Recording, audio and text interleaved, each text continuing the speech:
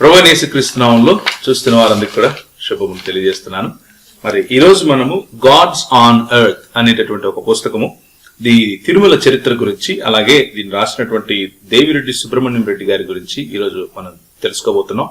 ఈ పుస్తకంలో ఉన్నటువంటి అనేక అంశాలు మరి ఒకటి తర్వాత ఒకటి పలు వీడియోల రూపంలో మీ మధ్యకు వస్తాయి. ఈ రోజు కేవలము ఈ పుస్తకం మొత్తానికి ఉన్న సారాంశం, ఈ పుస్తకం మొత్తానికి ఉన్నటువంటి ఒక చిన్న రివ్యూ లాగా మాత్రమే చూసుకోబోతున్నాం.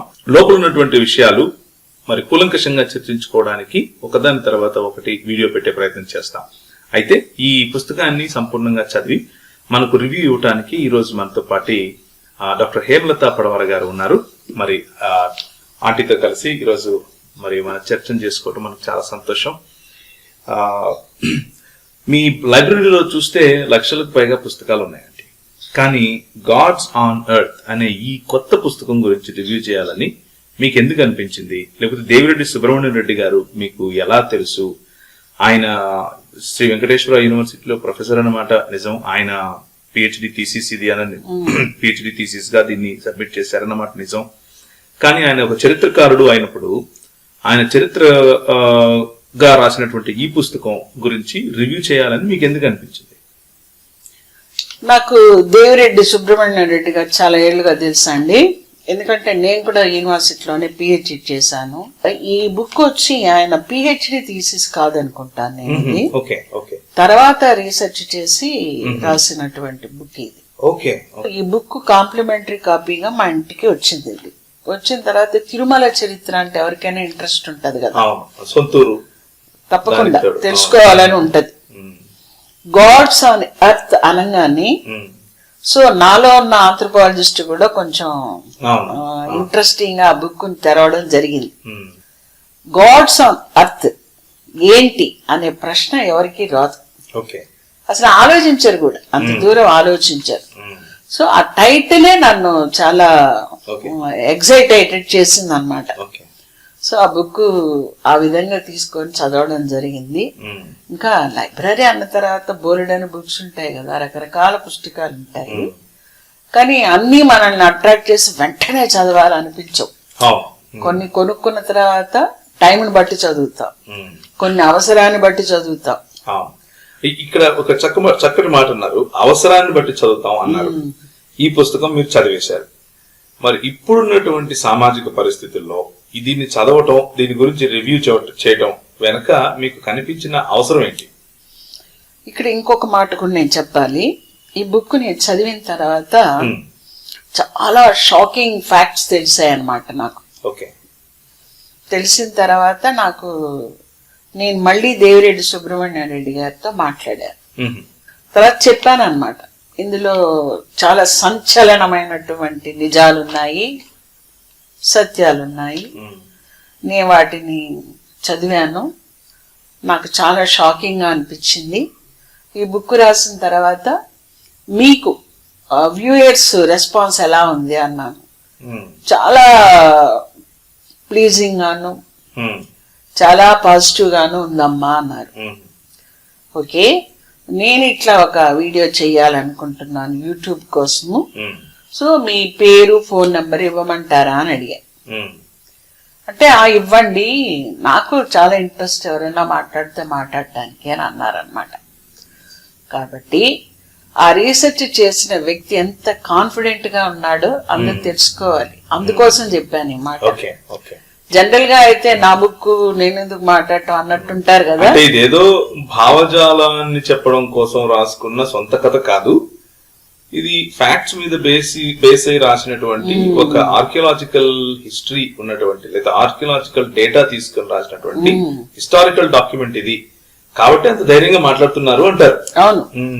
తర్వాత నేను అడిగాను అనమాట, have you published this material in any journal or have you presented this material as papers in any conference or seminar like that అని అడిగాను అనమాట. సెమినారు అని కాదు కానీ చాలా జర్నల్స్ లో అయితే పబ్లిష్ చేశారంట. దానికి ఎలా ఉన్నింది రెస్పాన్స్ అని అడిగాను. ఇట్స్ సో పాజిటివ్ అని చెప్పారు. సో నేనెందుకు ఇంత అడుగుతున్నానంటే, ఈ రోజు వరకు మనం ఒక భావము, ఒక విశ్వాసము, ఒక ఇతరత్ర గౌరవము లేదా ఒక ఒక ఒక రకమైన భావజాలానికి అలవాటు పడి ఉన్న ఒక విషయాన్ని పూర్తిగా కాంట్రాస్ట్ మీనింగ్ లో తెలుసుకున్నప్పుడు లేదా ఆపోజిట్ యాంగిల్లో దాన్ని చెప్పినప్పుడు తప్పకుండా ఎవరికైనా ఒక సంఘర్షణ అనేది ఏర్పడుతుంది. సో అంత సంచలనాత్మకమైన మాటలు, ఈ సంచలనాత్మకమైన మాటలు ఒక్క 3 చెప్పండి ఇందులో ఉన్న సంచలనాత్మకం లేకపోతే సంఘర్షణాత్మకంగా ఉన్నవి. తిరుమల కొండని ఈరోజు మనం తిరుమల అంటున్నాం. మొదట్లో దాన్ని పులికుండ్రం అనేవాళ్ళంట. పులికుండ్రం అంటే పుల్లికొండ అని అర్థం. పులికుండ్రం అంటే పుల్లికొండ అని అర్థం అన్నమాట. ఆ పులికొండని ఒక పుల్లిరాజు అని అతను పరిపాలించేవాడంట. ఓకే, ఇప్పుడున్నటువంటి తిరుమల అన్న దానికి పుల్లిరాజు అనే ఆయన ఒకనొక సమయంలో రాజు before first century. Okay, this is all before first century. Okay okay, Puliraju కాదు, పుల్లిరాజు, లీకి లావత్, పుల్లిరాజు. సో అతను వచ్చి చాలా మంచి పరిపాలకుడు అంట. అతన్ని చాలా భక్తితో చూసుకునేవాళ్ళంట ఆనాటి ప్రజలు. అతను చాలా దయగలిగి ఉండేవాడంట. కొండ మీద కల్వర్లు, వడుకర్లు అనే జాతులు ఉండేవంట. వాళ్ళు వచ్చి ఎక్కువగా ఈ ఏనుగులను మచ్చిక చేయటం, పశువులను మేపుకోవడం ఇలాంటివి చేసేవాళ్ళంట. కడప, నెల్లూరు సరిహద్దులుగా ఈ రాజ్యం ఉండేదంట. పుల్లిరాజు గారి రాజ్యం పేరు వేంగడం. వేంగడం, వేంగడం, రాజధాని వేంగడం. రాజ్యం కింగ్డమ్ వచ్చి వేంగడం రాజ్యం, రాజధాని వచ్చి వేంగడం అనే ఊరు. అది తిరుపతి. ఓకే ఓకే ఓకే, అంటే ఇప్పుడు ఒకప్పుడు మెడ్రాస్ ప్రెసిడెన్సీ కి మెడ్రాస్ ఏ విధంగా రాజధాని, హైదరాబాద్ ప్రిన్స్లీ స్టేట్ కు హైదరాబాద్ ఎలా రాజధాని, అలా వేంగడం అనే రాజ్యానికి వేంగడం అనేది రాజధాని. అదే తిరుపతి. అది తిరుపతి. తిరుపతిని రాజధానిగా అతను, అంటే అప్పుడు తిరుపతి పేరు లేదు, తెలియదు ఎవరికి. ఆ రోజుల్లో వేంగడం అనేవాళ్ళంట దీన్ని. సో ఇక్కడ వేంగడం అనే రాజ్యానికి ఆయన్ని కూడా వేంగడం రాజు అని అంటారు కదా. అలా ఉన్న రాజు చనిపోయాడు. ఇది ఏ కాలం నాటిది? Before first century. Okay okay, మనకు ఫస్ట్ సెంచురీ నుంచి రిటర్న్ ఎవిడెన్సెస్ ఉన్నాయి. బిఫోర్ దట్ లేదు.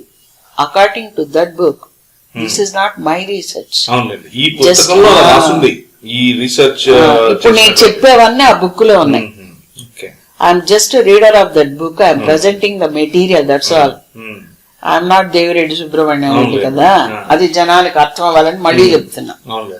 నేను చెప్తున్న ప్రతి మాట కూడా ఆ బుక్ లోదండి. It's not my own. ఆ బుక్ కావాలంటే దొరుకుతుంది. ఆ చివర్లో మీకు ఆ book author name, phone number కూడా ఇస్తాము. మీరు కావాలంటే అతనికి ఫోన్ చేసి ఆ బుక్స్ మీరు తెప్పించుకోవచ్చు. ఆ పుల్లిరాజు గారు చనిపోయారు. చనిపోయిన వాళ్ళకి ఏం చేస్తారు మన వాళ్ళు? సమాధి కడతారు. అంటే ఇంకా కొంచెం గొప్పవాళ్ళు చనిపోయారు అనుకోండి, వాడికి ఇంకొంచెం ఘనంగా సమాధి ఉంటది. సామాన్యుడు చనిపోతే సమాధి కార్యక్రమం చాలా సామాన్యంగా ఉంటది. చాలా గొప్ప వాళ్ళు చనిపోతే సమాధి కార్యక్రమం ఇంకా గొప్పగా ఉంటది, ఒక మంటపం లాగా కట్టేస్తారు. డెఫినెట్లీ ఈ రోజే మనం చూస్తున్నాం కదా, బాగా డబ్బున్న వాళ్ళు, ల్యాండ్ లార్డ్స్, కొంచెం అధికారంగా బాగా ఉన్న వాళ్ళకి ఆ పెద్ద పెద్ద ఎత్తున సమాధులు కడుతూ చేస్తారు. సో అప్పుడు పుల్లిరాజు గారికి కూడా ఒక మంచి సమాధిని కట్టారు. మండపం రీతిలో కట్టబడిందంట అది. ఎందుకంటే ఆ రోజుల్లో ఈ కట్టడ ఆలయాలు ఉన్నాయి చూడండి, ఇప్పుడు రాళ్లతో, ఇటుకలతో, కాల్చిన ఇటుకలతో. అప్పటికే అది ఆ టెక్నాలజీ తెలియదంట. కాబట్టి రాతి కూసాలు పెడతారు, స్తంభాలు, దానిపైన రాతి పలకలు గాని కొయ్య పలకలు గాని వేసి అదే సమాధి ఆ రోజుల్లో. ఈ రోజు ఇప్పుడు కూడా సత్రాలు కనిపిస్తాయి అలాంటి మా ఊళ్ళలో. అవును, ఇక్కడ కూడా తిరుపతి నుంచి వెళ్ళేటప్పుడు జస్ట్ బోయిలగడ్డ క్రాస్ అయ్యేటప్పుడు మనకి అలాంటి మండపం రోడ్ సైడ్ ఉంది. రాతి కుశాలు, వెరీ క్రూడ్ రాతి బండలు, పైన రాతి పలకలు ఉంటది అన్నమాట. అది నా తెలిసి చాలా వందల ఏళ్ల క్రితం అయింటది అది. సో అటువంటి సమాధిని నిర్మించడం జరిగింది. ప్రజలందరూ చాలా గౌరవంగా దైవంతో సమానంగా ఆయన్ని పూజించడం చేశారంట.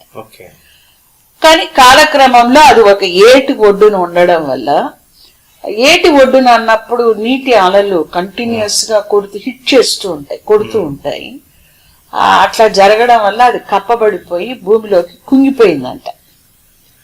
కుంగిపోయిన తర్వాత పైన పుట్టలు వచ్చేస్తాయి కదా, చెదలు వచ్చేస్తాయి. ఎందుకంటే చెక్కదైతే చెదలు వచ్చేస్తుంది.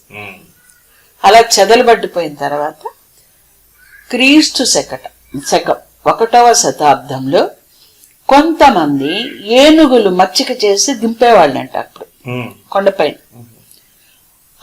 అలాగే ఏనుగుల్ని మచ్చిక చేసే గుంపు, పశువుల్ని మేపుకునే గుంపు వాళ్ళు ఆ పరిసర ప్రాంతాల్లో తిరుగుతూ ఉన్నప్పుడు వాళ్ళ పశువులు వెళ్ళి ఈ పుట్టని తొక్కడం వల్ల మొత్తం పగిలిపోయి లోపల నుంచి రాతి కుశాలు అవి బయటపడ్డాయంట.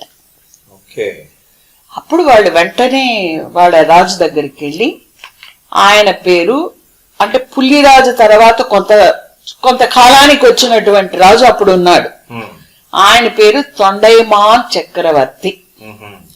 ఆడోండై అని కూడా అంటారంట. ఆడోండై అంటే ఆనందం అని అర్థం అంట. ఈ తొండైమాన్ చక్రవర్తి దగ్గరికి వెళ్ళి, అయ్యా అక్కడ ఇట్లా ఒక దేవుని గుడి బయట వచ్చింది అని చెప్పినప్పుడు ఆయన కూడా వచ్చి అదంతా తవ్వి తీసి తర్వాత మళ్ళీ రాతి స్తంభాలు రాతి పలకలు పెట్టి దాన్ని పటిష్టంగా కట్టి, అప్పటికీ కట్టడాలయాలు రాలేదు. అంటే ఈ తొండైమాన్ గారి సమయానికి కూడా కట్టడాలు లేదు. ఆ మండపాలే పెట్టి ఆ జనాలకు అందరికీ తెలిసేటట్టు చేశాడంట. అంటే అతను కట్టిన మండపం గుడికి కొంత ప్రాచుర్యాన్ని ఆయన తీసుకొని వచ్చాడు అన్నమాట. అంటే పుల్లిరాజు పేరు మీద తీసుకొచ్చాడా లేకపోతే? పుల్లిరాజు అనేది వేంగడం అయింది. ఇప్పుడు వేంగడం అనేవాళ్ళంట ఆ గుడికి. తర్వాత ఈ మన తొండైమాన్ చక్రవర్తి గారి వల్ల అది జనాలకు అందరికి తెలియడము, ఎక్కువ మంది అక్కడికి వెళ్ళి పూజలు చేయటం లాంటివి చేసేవాళ్ళంట. పూజలు కూడా అర్చక విధానం లేదు. అంటే ఇప్పుడున్నటువంటి బ్రాహ్మణ అర్చక పద్ధతి ఏదైతే ఉందో అలాంటిది లేదంటున్నారా? లేదు. అప్పుడు పూజారులు అర్చకులు ఏం లేదు. ఎవరికి వాళ్ళు వెళ్ళడం, ఆ నీళ్లు ఎత్తి అక్కడ పోయటం, వాళ్ళకి దొరికిన పూలు ఏదో అక్కడ పెట్టడం, దండం పెట్టుకోవటం, రావటం. ఆ విధానం కూడా అప్పటికి డెవలప్ కాలేదు. ఇది ఎందుకు చెప్తున్నానంటే, ఒక దేవుని చరిత్ర ఒక దేశపు చరిత్రగా ఉందన్నమాట. ఇక్కడ ఒక సంస్కృతి పరిణామ చరిత్రగా కూడా ఉంది. డెఫినెట్ గా ఇప్పుడు మనం వచ్చి ఏదో ఒక దేవుడి గురించి మాట్లాడుతూ వీళ్ళు ఏదో మాట్లాడుతున్నారు, అగెనెస్ట్ గా మాట్లాడుతున్నారేమో అలా భ్రమించకూడదు, ఎవరు అభ్రాంతిలోకి వెళ్ళకూడదు. ఒక చరిత్రని మన ఒక స్థల చరిత్రను చూస్తున్నా, ఒక ఆలయ చరిత్రను చూస్తున్నా, ఒక దేశ చరిత్రను చూస్తున్నా అనేకమైన విషయాలు అందులో మిళితమై ఉంటాయి. ఇంతవరకు మీరు చెప్పిన దాంట్లో సంచలనం ఏముందంటారు? అసలు వస్తుంది. ఆ తొండైమాన్ చక్రవర్తి గారు ఈ ఆలయాన్ని, మండపం ఆలయాన్ని పునరుద్ధరించిన తర్వాత ఆళ్వార్లు వచ్చారు. ఆళ్వార్లు అనేది మీరు వినుంటారు. వైష్ణవ భక్తుల్ని, వాళ్ళని ప్రధానమైన వాళ్ళని ఆళ్వార్లు అంటారు. 12 మంది ఆళ్వార్లు. వాళ్ళ కాలాన్ని కొంచెం అటు ఇటుగా ఉన్నప్పటికీ ఏకాభిప్రాయం ఉన్నటువంటి కాలం చెప్తున్నాను నేను. క్రీస్తు శకం 4th century నుంచి 9th century వరకు చెప్తారు ఆ 12 మంది ఆళ్వార్ల కథ. ఆ 12 మంది ఆళ్వార్లలో కొంతమంది సాక్ష్యం ఇచ్చారు. వాళ్ళు ఇచ్చిన సాక్ష్యాలని శాసనాల పైన రాసుండారనమాట. ఏమంటే అది అప్పుడు కొండపైన గుడి లేదు, ఓకే, అంటే ఇప్పుడున్నటువంటి తిరుమల అసలు లేదు. అంటే 4వ శతాబ్దం నుంచి 9వ శతాబ్దం వరకు నివసించిన వీళ్ళు అక్కడ వీళ్ళల్లో ఒకరు ఇద్దరు ముగ్గురు ఇచ్చినటువంటి వాళ్ళ పాసురాలు, వాళ్ళు రాసిన వాటిని ఏమంటారంటే పాసురాలు అంటారు, కీర్తనలు, గీతాలు. వాటిని 4000 ప్రబంధం అంటారన్నమాట. అంటే 4000 పాసురాలు రాశారు వాళ్ళు. దివ్య ప్రబంధాలని కూడా అంటారు వాటిని. ఈ తొండైమాన్ చక్రవర్తిని థిరయన్ అని కూడా అనేవాళ్ళంట. థిరయన్ అని కూడా అనేవాళ్ళంట. ఇక్కడ ఆల్రెడీ ఉన్నటువంటి అక్కడ ఉన్న అవైలబిలిటీలో ఉన్న దైవ ప్రతిమనే తీసి అక్కడ పెట్టడం జరిగింది. ఏది దైవ ప్రతిమ? పుల్లిరాజు ప్రతిమ గురించి చెప్పారు మీరు ఇంతవరకు. అంటే ఇక్కడ పుల్లిరాజు ప్రతిమే దైవ ప్రతిమ అయిపోయిందని చెప్పాను కదా. పుల్లిరాజునే దైవంగా భావించి ప్రజలు ఆరాధిస్తూ ఉన్నారు. అదే సంచలనం అయితే ఇప్పుడు. అంటే ఇప్పుడు మీరు చెప్పేది ఏంటి? ఇప్పుడు తిరుమలలో ఉన్న విగ్రహం పుల్లిరాజు విగ్రహం అంటారా? అది మీరు కొంచెం ఓపికగా వినాలి. సంచలనం కావాలి ఇప్పుడు మాకు, చెప్పండి. ఆ రోజుల్లో అంటే మన తొండైమాన్ చక్రవర్తికి దొరికిన విగ్రహము ఈనాడు ఉన్న దైవ ప్రతిమ కాకపోవచ్చు అనేది కూడా ఆథర్ ఎక్స్ప్రెస్ చేస్తున్నారన్నమాట. ఎందుకంటే ఫస్ట్ లో బండల మీద కేవ్ ఆర్ట్ వినుంటారు మీరు, అప్పర్ పేలియోలిథిక్ పీరియడ్ లో జస్ట్ దే ఎన్గ్రేవ్డ్ అన్నమాట పిక్చర్ ని. అలాంటి టైప్ అయినా ఉండొచ్చు, లేదా కొన్ని ఆంజనేయ స్వామి ఆలయాల్లో మనం చూస్తే బండ పైన ఉబ్బెత్తుగా విగ్రహం ఉంటుంది, మిగిలినంత చెక్కేస్తే అది మాత్రం కనిపిస్తూ ఉంటుంది, వెనక బ్యాక్గ్రౌండ్ కూడా బండనే ఉంటుంది. మన బుక్స్ మీద కూడా ఎంబోజింగ్ లెటర్స్ ఉంటాయి, ఆ టైప్ ఆఫ్ విగ్రహం అన్నా ఉండొచ్చు. ఇప్పటి విగ్రహం అది కాదు, ఎందుకంటే 1వ శతాబ్దానికి అటువంటి విగ్రహాలు మనకు లేవు, ఆ సాంప్రదాయం లేదు. బౌద్ధుల దగ్గర నుంచి ఆ సాంప్రదాయాన్ని మనం తీసుకోవడం జరిగింది. అంటే శిలని సెలెక్ట్ చేసుకొని గుండ్రటి శిల్పాన్ని మానవ రూపంలో చెక్కడం అనేది అప్పటికి లేదు అని ఆథరే చెప్తున్నారు ఆ బుక్ లో. ఇదంతా కూడా పేజ్ నెంబరు 35, 36, 37 అలా ఉందన్నమాట. అందులో అక్కడ అప్పటికి ఆలయం లేదు, మండపమే ఉంది అనడం కోసం చెప్తున్నాను అనమాట. మామూలుగా ఆళ్వార్లలో 12 మంది ఉన్నారండి. వాళ్ళు వచ్చి పొయ్గై, భూతన్, పేయ్, తిరుమలసై అనే 4లో మొదటి 3 వచ్చి అసలు వేంగడంలో గుడి ఉన్నట్టే చెప్పలేదంట. గుడి ఉన్నట్టే వాళ్ళ పాసురాల్లో చెప్పలేదు. 4వ వ్యక్తిగా ఉన్న తిరుమలసై అనే ఆళ్వారు మాత్రము ఈ కొండ మీద గుడి ఉంది అని చెప్తూ ఆ దైవ ప్రతిమ చుట్టూ దట్టమైన అడవి ఉంది, దేవుని వద్దకు వెళ్ళడానికి చెట్లు నరికి దారి ఏర్పరచుకున్నారు, పరిండు పడుకాడు నిర్ప తమిళ భాషలో పాసురంలో ఆథర్ నోట్ చేసినటువంటిది అన్నమాట. ఇదంతా పేజ్ నెంబర్ 49 లో ఉంది. జనం ఎవరైనా బుక్ కొనుక్కోవచ్చు, చూసుకోవచ్చు. ఇది మన ఇద్దరికి సంబంధించింది కాదు. ఈ దేవుని ప్రతిమ అందరికి అన్ని వైపుల నుంచి కనిపిస్తూ ఉందంట. అంటే ఏం అర్థం? చుట్టూ గోడలు లేవని అర్థం. అంటే మండపమే ఉంది అప్పటికి, గుడి లేదు అని చెప్పడానికి ఇవన్నీ. అలాగే కులశేఖర్ ఆళ్వార్ అని ఇంకో ఆళ్వార్, నెక్స్ట్ ఆళ్వార్, అతను తన పాసురాల్లో, తన గీతాల్లో తంబకం చెట్టు ఉంది, ఇక్కడ దైవ ప్రతిమ దగ్గర తంబకం చెట్టు ఉంది, సంపంగ చెట్టు ఉంది అని చెప్పాడంట. చెట్టు ఉంది అంటే అర్థం ఏమి? గోడలు లేదు, ఓపెన్ ఉంది అని అర్థం. అట్లే కానీ ఎత్తైన వాకిలు ఉంది అన్నాడంట. లోపల అర్చకుడు ఎవరో పూజ చేస్తున్నారు అని పాట పాడాడు. ఎత్తైన వాకిలి అంటే తలుప? వాకిలి, తలుపు, ద్వారం ఉంది అని చెప్పాడంట. సో అప్పుడు కూడా మనకి చెట్లు ఉన్నాయి, కనిపిస్తూ ఉన్నాడు అన్ని వైపు నుంచి అంటే మండపం గుడి ఉన్నట్టే మనకు అర్థం. ఈయనతో పాటు హిందూ మతానికి చెందినటువంటి ఇలంగో అడిగల్, క్రీస్తు శకం 756 ప్రాంతంలో రచించిన శిలప్పధికారం అనే గ్రంథంలో వెంకటేశ్వర స్వామి ఇప్పుడున్న స్వామి గారి వర్ణంలో ఏమని రాశాడంటే, దైవానికి ఎండ వాన గాలి ధూళి తగులుతూ ఉన్నాయి. అంటే ఏంటి, గుడిలాగా అది లేదు.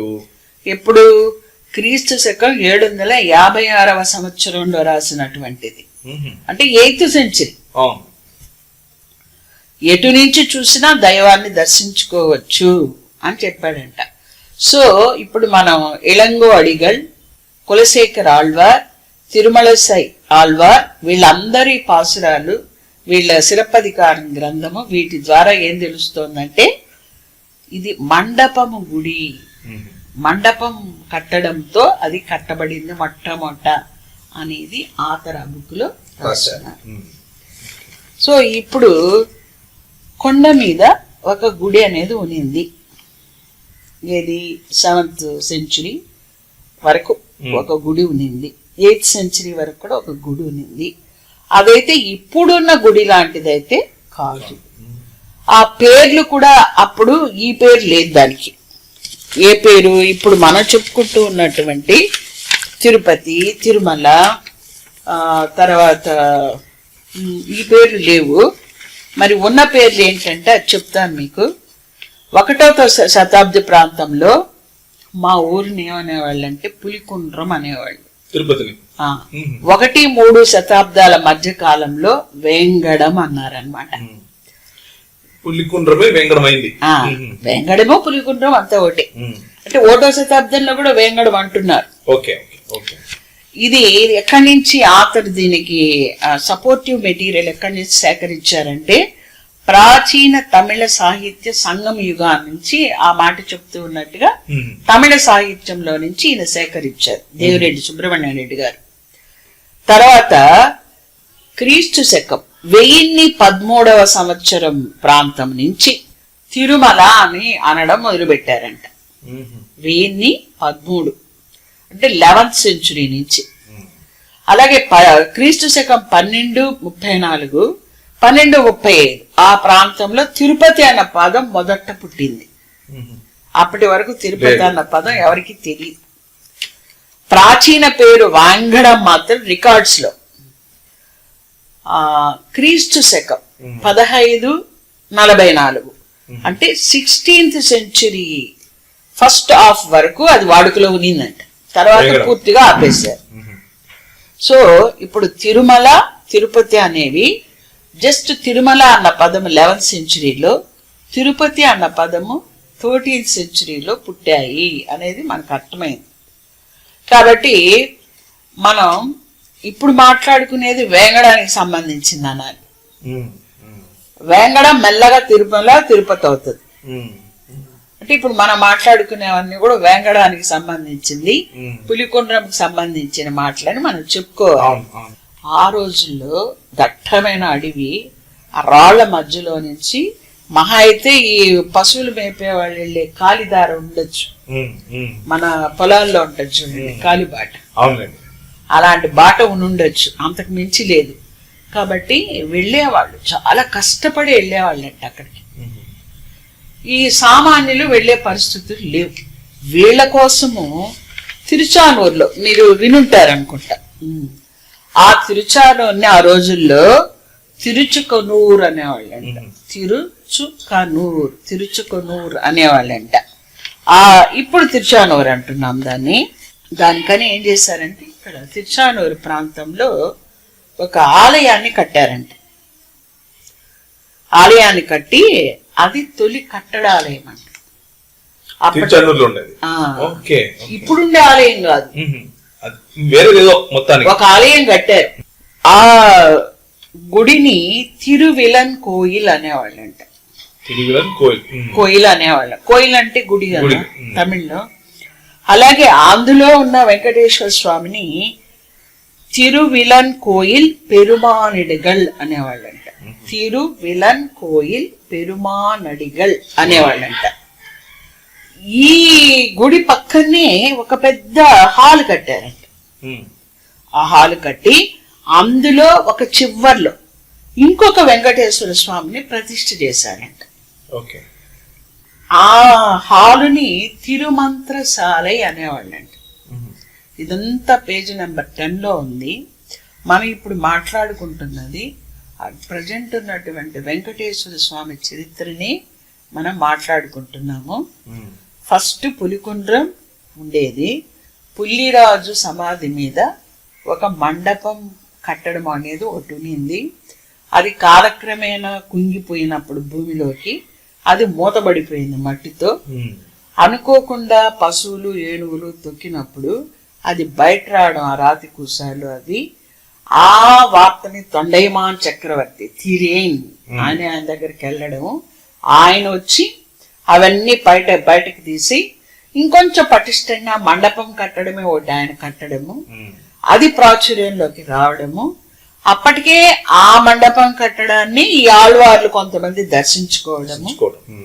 తిరుమలీసై ఆళ్వారు, కులశేఖర్ ఆళ్వారు, వీళ్ళు అక్కడ గుడి లేదు అంటే వాళ్ళ మాటల ద్వారా మనకు అర్థమవుతున్నది, మండపమే ఉన్నట్టుగా మనకు తెలుస్తుంది. సో ఇప్పుడు వచ్చి మనం తిరుచానూరు గురించి మాట్లాడుకుంటున్నాం.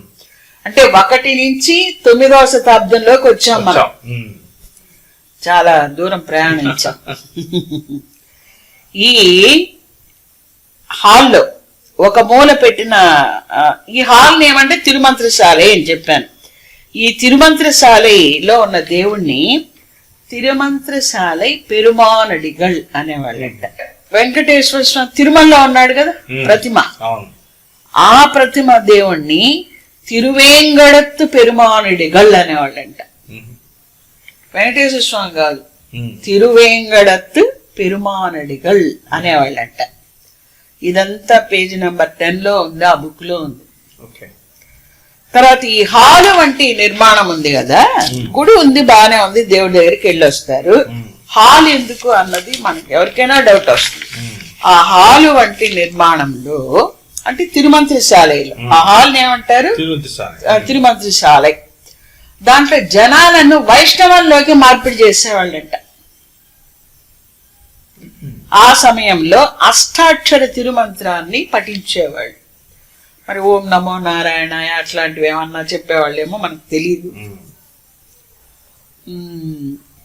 ఇప్పుడు వాళ్ళు మత మార్పిడి చేస్తున్నారు అని అంటే మిగిలిన వాళ్ళు ఆ మతానికి సంబంధించిన కాదని కదా అర్థం. శైవులునుంటారు, బౌద్ధులునుంటారు, జైనులునుంటారు, ఇతరత్ర జనాలునుంటారు. వాళ్ళని వైష్ణవంలోకి మారుస్తూ వచ్చారు. ఈ హాలు ఏది తిరుమంత్రశాలై క్రీస్తు శకము 1234 వరకు ఉన్నిందంట.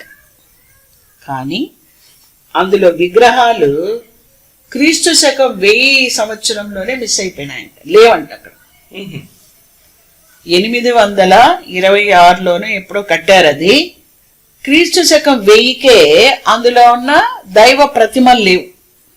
ఓకే, అది ఎటో పోయినాయి. హాల్ మాత్రం ఉన్నిందంట. అంటే ఇప్పుడు వెంకటేశ్వర స్వామి ప్రతిమలు లేనప్పుడు అది పనికిరానట్టే కదా.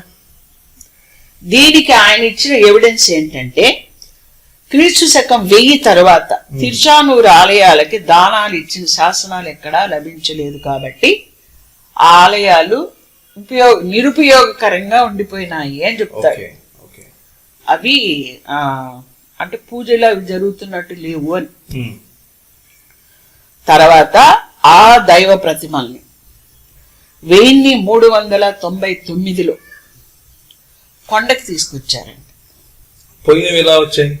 ఎక్కడో పెట్టుకుంటారు, ఇక్కడి తీసేసి. అంటే అప్పట్లో కొంచెం ఇదేమన్నా ఇతర దాడులు ఏమన్నా జరిగి ఎత్తుకుపోతారు అనుకున్నారు.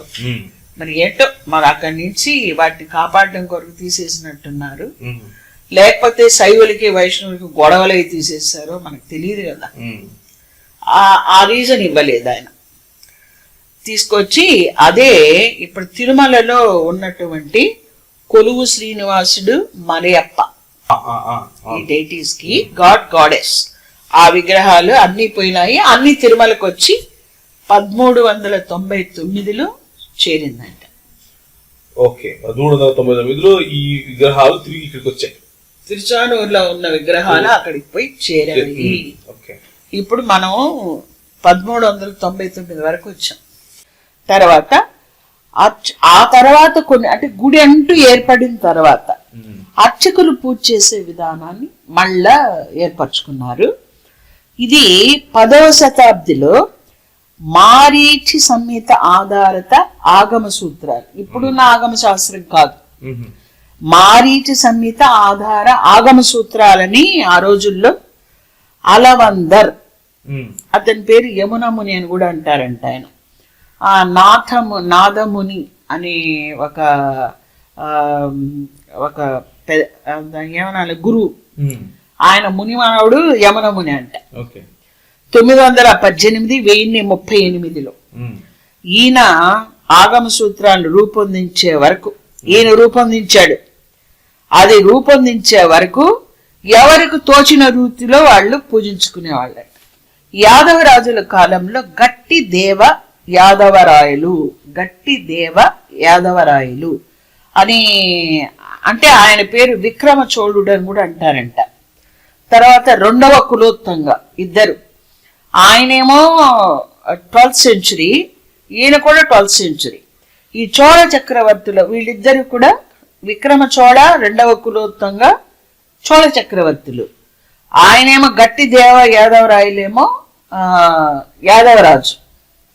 వీళ్ళు తిరుమలలో ఉండేటువంటి పూజాధికార విషయాలు అస్తవ్యస్తంగా ఉన్నాయి. ఇందాక మీరు కూడా అడిగారు, ఒక పూజ ఉంది కదా మళ్ళీ ఎందుకు దాన్ని మార్చడం, ఎందుకు ఈ మారీచ సంహిత ఆధారిత ఆగమ సూత్రాలు ఎందుకు డెవలప్ చేయటము, జనాలందరినీ మళ్ళీ మార్చడం, ఇవన్నీ ప్రాబ్లం కదా అని మీరు అన్నారు కదా.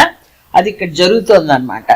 ఈ పరిసర గ్రామాల జనాన్ని కోరడంతో వెళ్ళి రాజు దగ్గర వీళ్ళు కోరారు, ఏమని, అయ్యా తిరుమల అంతా అస్తవ్యస్తంగా ఉంది, సరిగా లేదు, దీన్ని కొంచెం సరిచేయండి, క్రమ పద్ధతిలో తీసుకురండి అని చెప్తే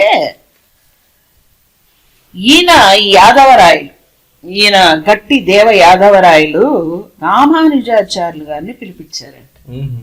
పిలిపించి ఆయనకి ఇది అప్పగించారు, తిరుమల ఆలయాన్ని. తర్వాత ఈ రామానుజాచార్యులు ఆయన ఏమనుకున్నాడంటే, బ్రాహ్మణులకి ఇక్కడ నివాస ప్రాంతాలుగా కానీ ఉంటే వీళ్ళు గుళ్ళకి వెళ్ళడం, పూజలు చేయటం అంతా బాగా జరుగుతుంది, అది చేయనంత కాలం మనం ఏమీ చేయలేమని చెప్పి ఆయన కొండ మీద తను ఏం చేశాడంటే ఆ పూజలు ఇవన్నీ కూడా, అదే యమునముని వీళ్ళందరూ ఉన్నారు కదా, ఇవన్నీ వీళ్ళందరినీ అక్కడ బాగా అన్ని సరిచేసి 1130 అంటే 12th century ఫిబ్రవరి 24వ తేదీ తిరుపతిని ఏర్పరచటానికి ప్రారంభ పూజ చేశాడంట. అంటే తిరుపతి బర్త్డే వచ్చి 24th ఫిబ్రవరి 1130గా మనం చెప్పాలి. 1వ రాజేంద్ర చోళుడు అంటే చోళుల పరిపాలనలో ఆ పరిపాలనా కాలంలో 7వ రోజు అని ఇచ్చాడు. మరి హౌ దే డిసైడెడ్ దట్ అనేది నాకు తెలీదు, ఆతర్ చెప్పారు. క్రీస్తు శకం 1013వ సంవత్సరంలో రాసినటువంటి ఒక శాసనంలో తిరుమల అనే పేరుని మొట్టమొదటిసారిగా వేంగడం అనే పేరుకి ప్రత్యామ్నాయంగా వాడారంట. మొట్టమొదటిసారిగా 1013వ సంవత్సరం అంటే just the beginning of the 11th centuryలో తిరుమల అనే పేరుకి వేంగడం అనే పేరుని ప్రత్యామ్నాయంగా వాడబడిందని చెప్తున్నారు. బుక్ లోంచి తీసిందే కదా మనం మాట్లాడుతున్నది.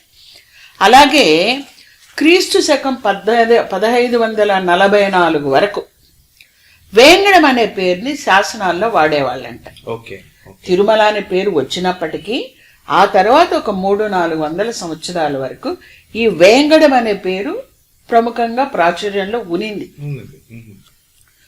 తర్వాత మన దేశానికి వచ్చిన తొలి యూరోపియన్లు, ముఖ్యంగా పోర్చుగీస్ వారు, ఫస్ట్ వచ్చింది వాళ్ళే కదా, వాళ్ళు తిరుమల తిరుపతి అని ఫస్ట్ వాళ్ళు వాడారు. తిరుమల తిరుపతి అనే పదాన్ని తూర్పున ఉన్న రోమ్ అనేవాళ్ళు అంటే దీన్ని తిరుపతిని అట్లా వాళ్ళు పిలిచేవాళ్ళు అంటే తిరుమలని. సో ఇంతవరకు అది తిరుపతి ఎలా ఏర్పడింది. తర్వాత 1250 ప్రాంతంలో అంటే 13th సెంచురీలో వీర నరసింహ యాదవరాయలు అనే వారి కాలంలో ఆయన పరిపాలిస్తున్న రోజుల్లో పుల్లన్న అనే వ్యక్తి ప్రదక్షిణాపథం చుట్టూ ఉన్న గోడల్ని కూల్చివేసి దాన్ని వెడల్పు చేసి ఆ ప్రదక్షిణాపథాన్ని వెడల్పు చేసి తిరిగి మళ్ళీ లావుపాటి గోడల్ని పైకప్పుని నిర్మించాడంట. ఇక్కడ ఈ పుల్లిరాజు మరి పుల్లన్న ఈ పేర్ల యొక్క కాంబినేషన్ ఇంకా రిపీట్ అవుతూనే వస్తున్నట్లుంది. ఆ పుల్లిరాజు గారి ఇన్ఫ్లుయెన్స్ అనేది ఈ రోజుకి ప్రజల్లో ఉందనేది ఆథర్ చాలా బలంగా చెప్పారు.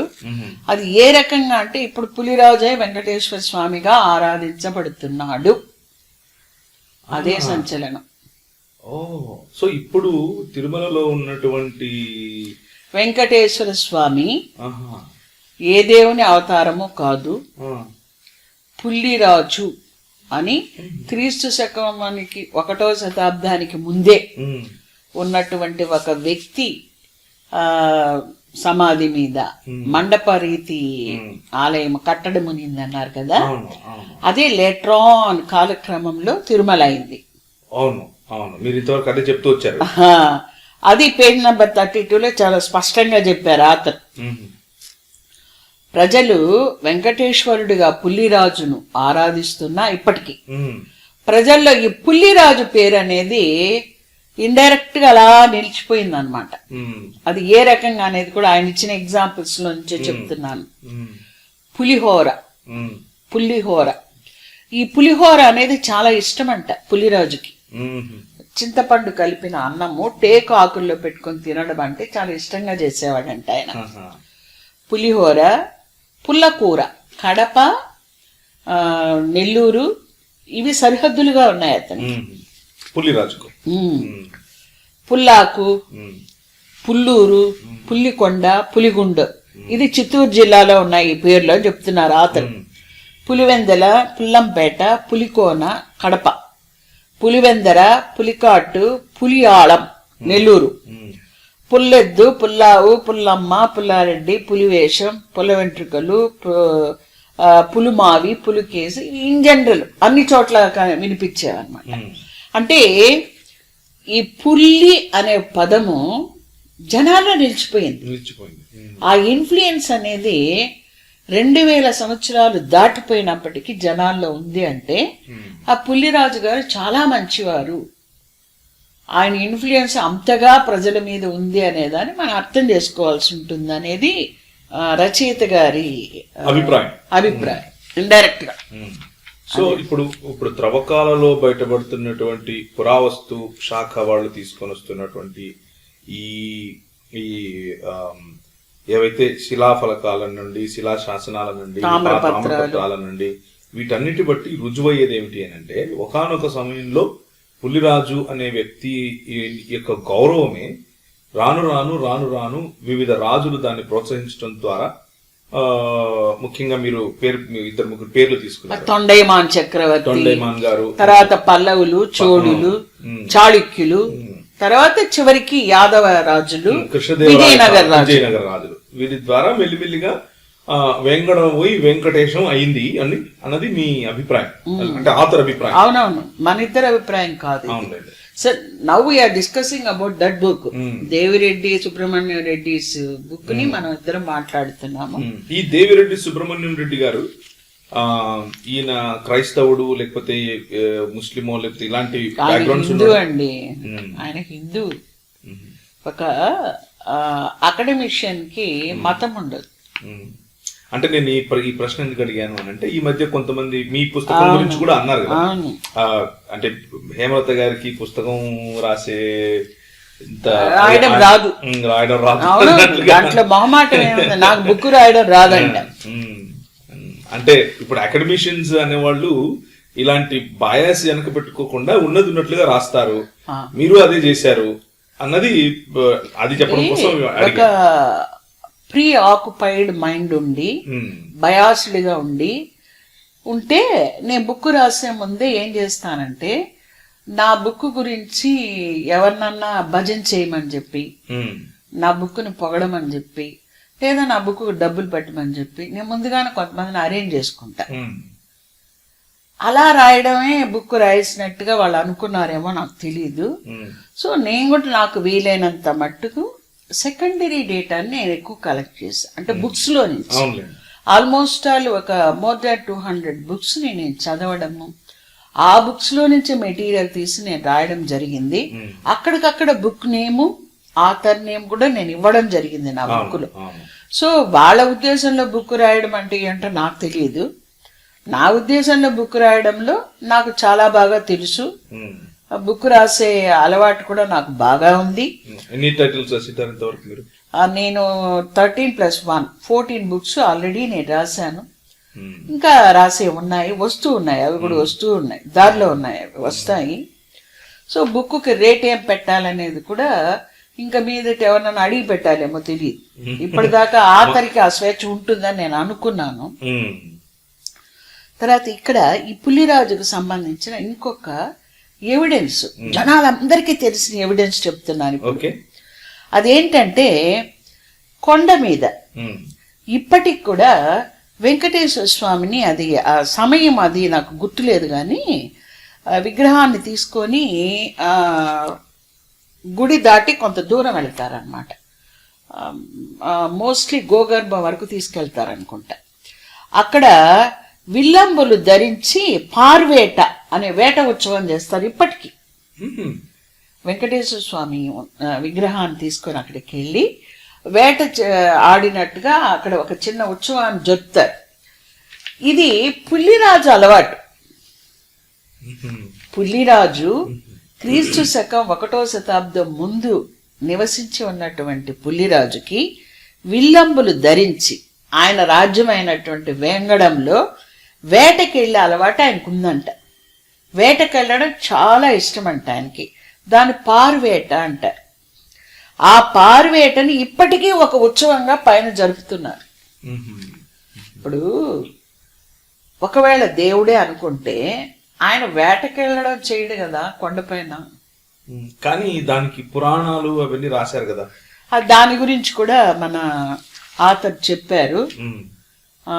దాన్ని కూడా నేను చెప్తాను. ఇది ముందు ఇది చూసేద్దాము. తర్వాత శిల్పాలు. ఇప్పుడున్నటువంటి దైవ ప్రతిమ క్రీస్తు శకం 1వ శతాబ్దంలో ఏదైతే తొండయమాన్ చక్రవర్తి పెట్టాడో ఇది అది కాదు అనే దాన్ని ఆతరు నొక్కి వక్కాణిస్తున్నారు. అది ఎలాగో చూద్దాం. రాతిలో గుండ్రంగా శిల్పాలు రూపొందించేటువంటి కళ, శిల్పకళ క్రీస్తు శకం 1వ శతాబ్ది తర్వాత మాత్రమే అభివృద్ధి చెందింది. అది బౌద్ధ మతంలో మొట్టమొదట తొలుదొల్త బుద్ధుని శిల్పాలను రూపొందించడం జరిగింది.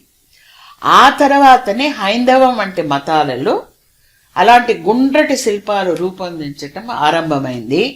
కాబట్టి మనం చూస్తున్న వెంకటేశుని శిల్పము 1వ శతాబ్ది ముందుదైతే కాదు, ఆ తర్వాత కాలానిదే అని ఇది కూడా ఆతరే చెప్పాడు. లక్షల కోట్ల సంవత్సరాల నుంచి. Page number 36.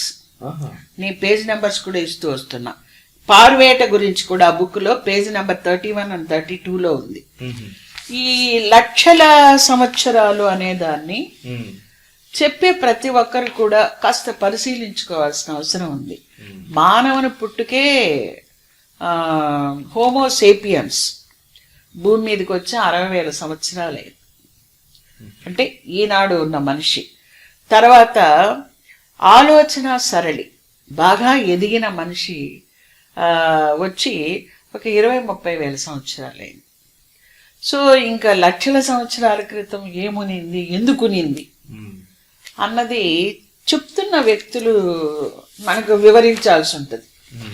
ఎందుకంటే మొన్న ఆంధ్ర యూనివర్సిటీ ప్రొఫెసర్ కూడా అది ఆయన ఏకంగా ఏం చెప్పాడంటే, టెస్ట్ ట్యూబ్ బేబీస్, ఈ చెదిరిన పిండాన్ని కుండల్లోకి ఎత్తడాన్ని ఆయన టెస్ట్ ట్యూబ్ బేబీస్ కింద చెప్పాడు. ఇప్పుడు ఒక పిండము చెదిరిపోయి కింద పడిపోయింది అనుకోండి తల్లి గర్భంలో నుంచి, దాన్ని మనం అబార్షన్ అంటాం. అలా చెదిరిన పిండాన్ని కుండలోకి ఎత్తే కుళ్ళిపోతుంది, కానీ బిడ్డ ఎట్లా అవుతుంది? బిడ్డ అవ్వదు కదా. అంటే సామాన్యంగా ఎవరిని అడిగినా చెప్పే ఆన్సర్ అది.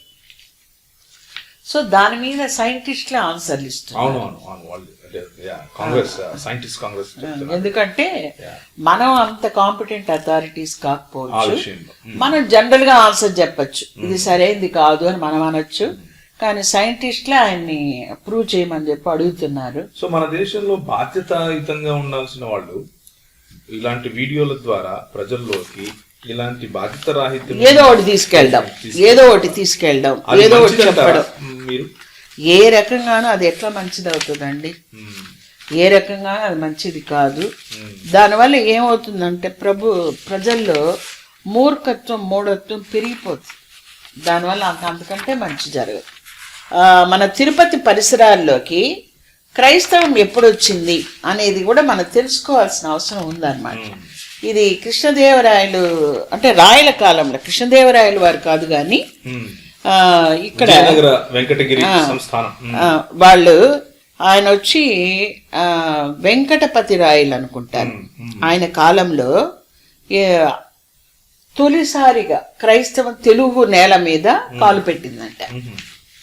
అది వచ్చి క్రీస్తు శకము 1598వ సంవత్సరం అక్టోబర్ నెల 15వ తేదీన మొట్టమొదటిసారిగా తెలుగు గడ్డ పైన కాలు పెట్టిందంట క్రైస్తవం. అది డేట్స్ తో సహా ఉంది, ఆయన ఆతరిచ్చారు. అంటే చివర్లో 16వ శతాబ్దం చివర్లో వాళ్ళు వచ్చినట్టుగా మనకు తెలుస్తోంది. ఆ వచ్చిన వాళ్ళు ఎవరంటే యేసు సభ సభ్యులు. వాళ్ళు ఎవరెవరంటే ఫాదర్ సైమన్ డిసా, ఫాదర్ ఫ్రాన్సిస్కో రిచియో అనే వాళ్ళు ఇద్దరు చంద్రగిరిలో ఫస్ట్ వాళ్ళు వచ్చారంట.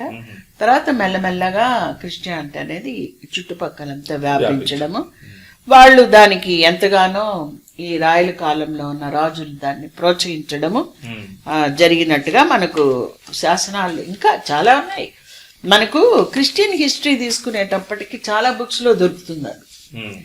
మరి ఈ బుక్స్ మాత్రం కొన్ని ఇప్పుడు ఆథర్ కలెక్ట్ చేసిన ఇన్ఫర్మేషన్ మాత్రం అన్ని చోట్ల దొరికే ఇన్ఫర్మేషన్ అయితే కాదు అది.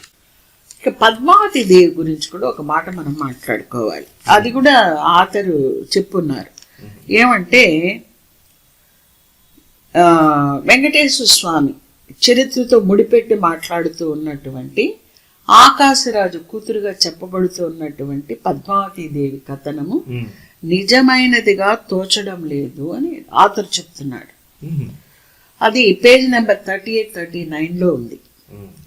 ఇది తొండైమాన్ తర్వాత కొన్ని శతాబ్దాలు తర్వాత మళ్ళీ కొన్ని వందల ఏళ్లకి నారాయణవనము, అప్పలాయగుంట, శ్రీనివాస మంగాపురం వంటి ప్రాంతాల్లో వెంకటేశ్వరుని ఆలయాలు నిర్మింపబడిన తరువాత, అంటే అటు ఇటుగా 15వ శతాబ్దం తర్వాత ఈ పద్మావతి దేవి కథ పుట్టుకొచ్చినట్టుగా తెలుస్తోంది అని ఆథర్ చెప్తున్నారు. ఎందుకంటే క్రీస్తు శకం 1 నుంచి 3 శతాబ్దాల మధ్యకాలపు తమిళ సాహిత్యంలో కానీ, ఆ తర్వాత సాహిత్యాల్లో కానీ, శాసనాల్లో కానీ, మరి ఎటువంటి ఆధారాల్లో కానీ పద్మావతి దేవి ప్రస్తావన లేదు.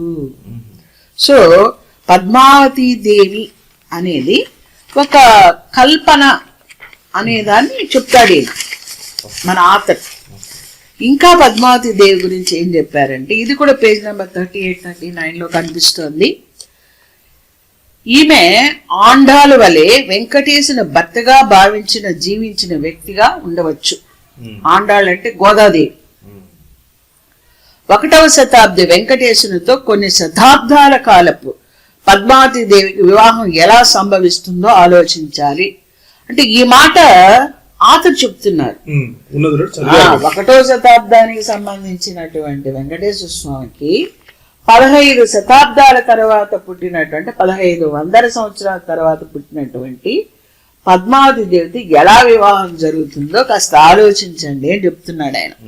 అలాగే 1వ శతాబ్ది వెంకటేశుని గురించి అనేక శతాబ్దాల తర్వాత పుట్టుకొచ్చిన పురాణాల్లో ఉన్నటువంటి కథనం ఎంతవరకు నమ్మదగిందో కూడా ఆలోచించవలసి ఉంది. These are all words of our author.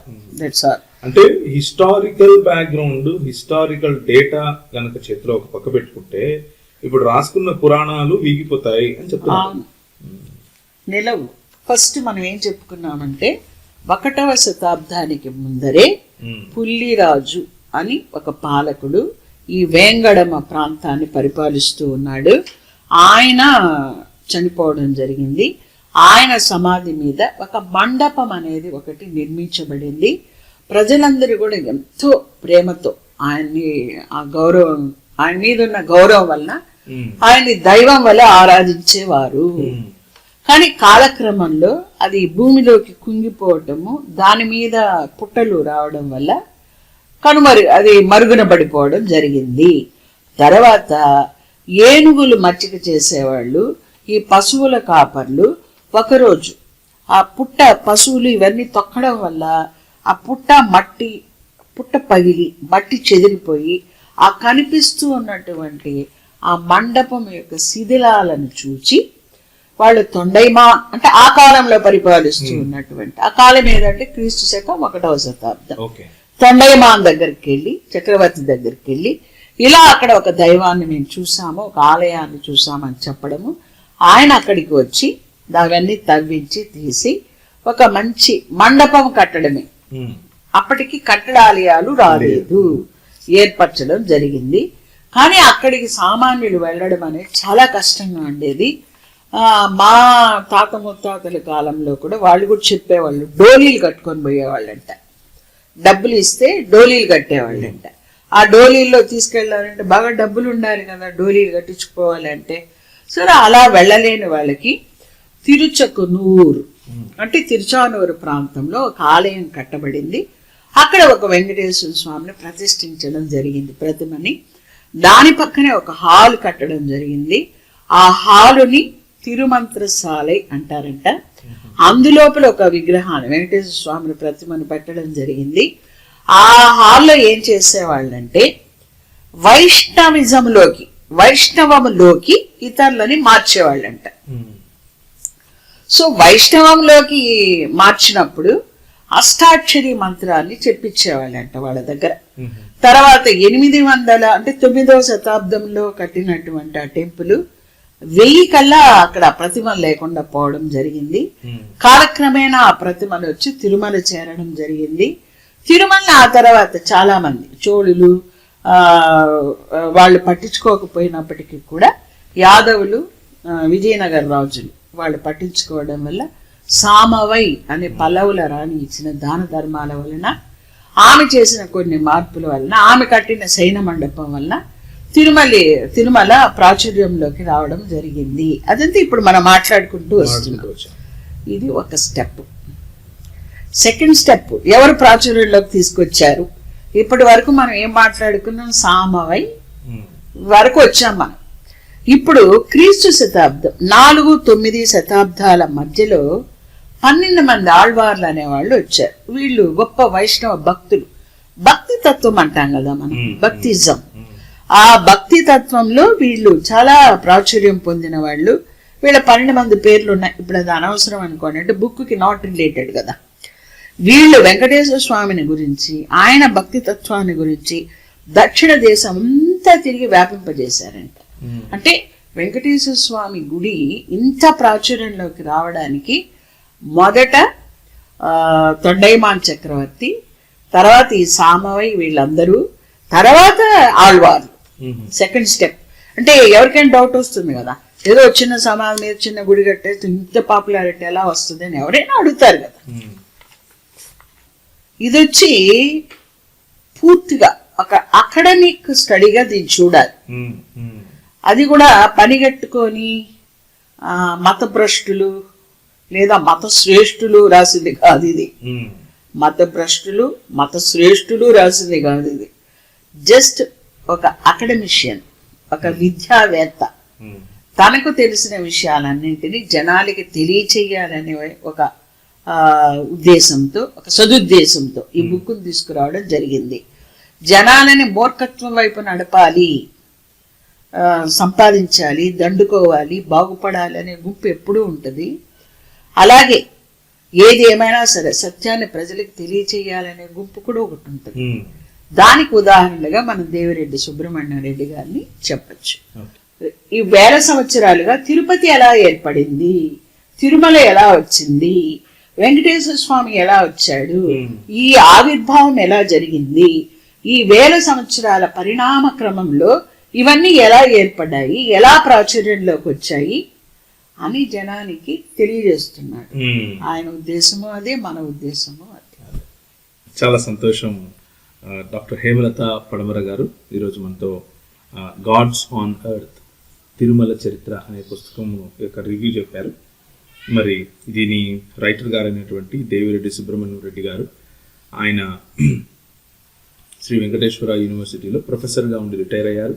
ఆయన చేసినటువంటి ఈ హిస్టారికల్ రీసెర్చ్కి సంబంధించినటువంటి ఈ పుస్తకాన్ని మీకు ఎవరికైనా కావాలి అని అనుకుంటే స్క్రీన్ పైన కనిపిస్తున్న నంబర్లు, అలాగే అక్కడ కనిపిస్తున్న అడ్రస్లో మీరు ఉత్తరం రాసి, లేకపోతే ఈమెయిల్ రాసి, లేకపోతే ఫోన్ చేసి దాన్ని తెప్పించుకోవచ్చు. తర్వాత మరి ఇలాంటి మంచి పుస్తకాలను ప్రోత్సహిద్దాం అందరం కలిసి. మరి మన దేశంలో ఉన్నటువంటి ఇలాంటి అనేకమైనటువంటి స్థలాలకు సంబంధించిన నిజ చరిత్రను తెలుసుకుంటే, మరి ఇప్పుడు టెక్నాలజీ పెరుగుతూ ఉంది, మనం అన్ని విషయాలు త్రవ్వకాల్లో బయటపడుతూ ఉన్నాయి. అలా బయటపడటం వల్ల నిజం కూడా బయటపడుతూ ఉంది అన్న విషయాన్ని జ్ఞాపకం చేసుకుంటూ మనందరం కూడా మరి ఇలాంటి మంచి రీసెర్చ్ వర్క్ను మనం ప్రోత్సహిద్దాం.